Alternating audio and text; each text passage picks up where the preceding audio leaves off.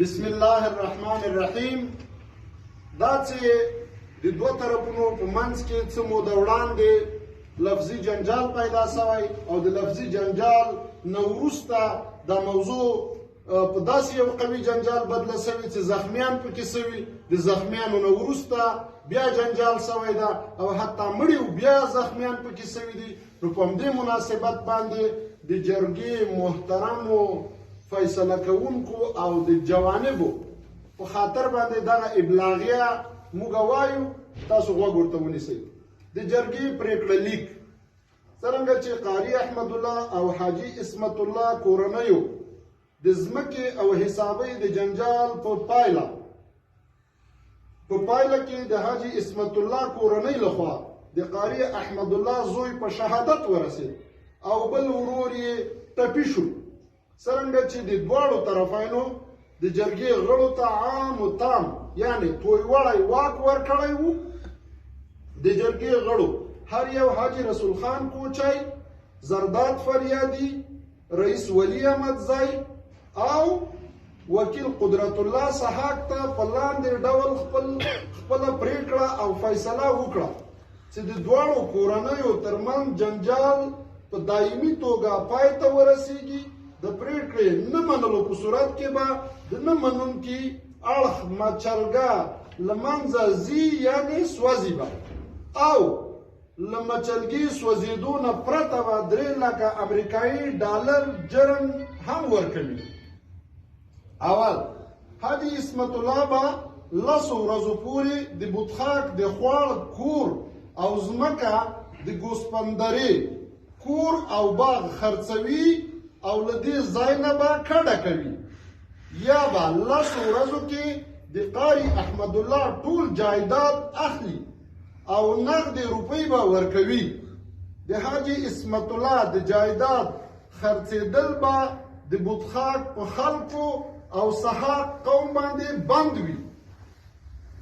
د دغې مرګ ژوبلې له مخه چې کومو درېمګړو د دې دواړو کورنیو ترمنځ تیګه ایښې وه چې جنجال به نه کوي، که چا وکړو 50 لکه افغانۍ به د جرګې غړو ته جرمانه ورکوي.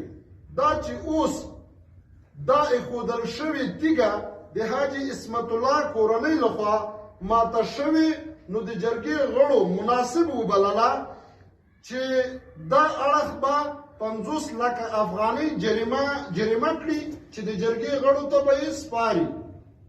د قاري احمد الله د شهید زوی پور 25 لکه افغانۍ، د قاري احمد الله د ټپي ورور پور 10 لکه افغانۍ، څرنګه چې د قاري احمد الله د زوی د شهادت په وخت کې د سره خپلې تورسرې یعنې زنانه هم موجودې وې، د تورسرو د نه احترام او د شهید د جسد د بې عزتۍ پور 10 لکه افغانۍ، د حاجي عصمت الله د ټپي زوی پور 15 لکه افغانۍ.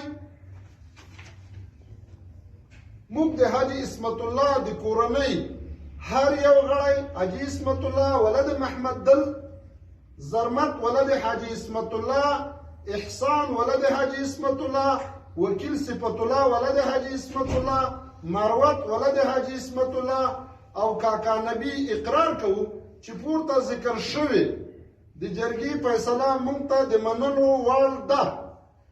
د پریکړې د نه منلو په صورت کې به مچلغه له منځه ځي او 3 لکه امریکایي ډالر به جرګې ته جرمانه ورکوو او د جرګې ته به په پړ او ملامت یو. موږ په خپل اقرار کې صادق او رښتینی یو. حاجي عصمت الله ولد محمد دل، زرمت ولد حاجي عصمت الله، احسان الله ولد عصمت الله، وکیل صفت الله ولد عصمت الله، حاجي مروت ولد حاجي عصمت الله، شپږم کاکا نبی. موږ د قاري احمد الله کورنۍ هر یو غړی قاري احمد الله ولد ملنګ، حاجي تواب ولد ملنګ، محمد توراب ولد ملنګ، حاجي جمعه ګل ولد عبدالرحمن، حاجي عقل خان ولد حکم خان اقرار کوو چې پورته ذکر شوی د جرګې فیصله موږ ته د منلو وړ ده. د پریکړې د نه منلو په صورت کې به مچلغه له منځه ځي او 3 لکه امریکایي ډالر به جرګې ته جرمانه ورکوو او جرګې ته به پړ او ملامت یو. موږ په خپل اقرار کې صادق او رښتینی یو. دا د دوی ګوتې دي. قاری احمد الله ولد ملنګ، حاجی طواب ولد ملنګ، محمد توراب ولد ملنګ، حاجی جمعګل ولد عبدالرحمن، حاجی عقل خان ولد حکم خان.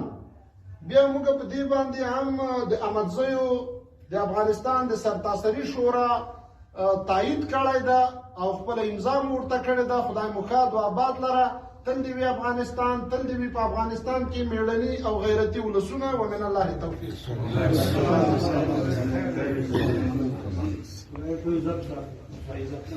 یو څو کارګان ووسه او اصلي ځان سره او یو دوی ته ورکړه او یو یو کافي کې هم ته نو یو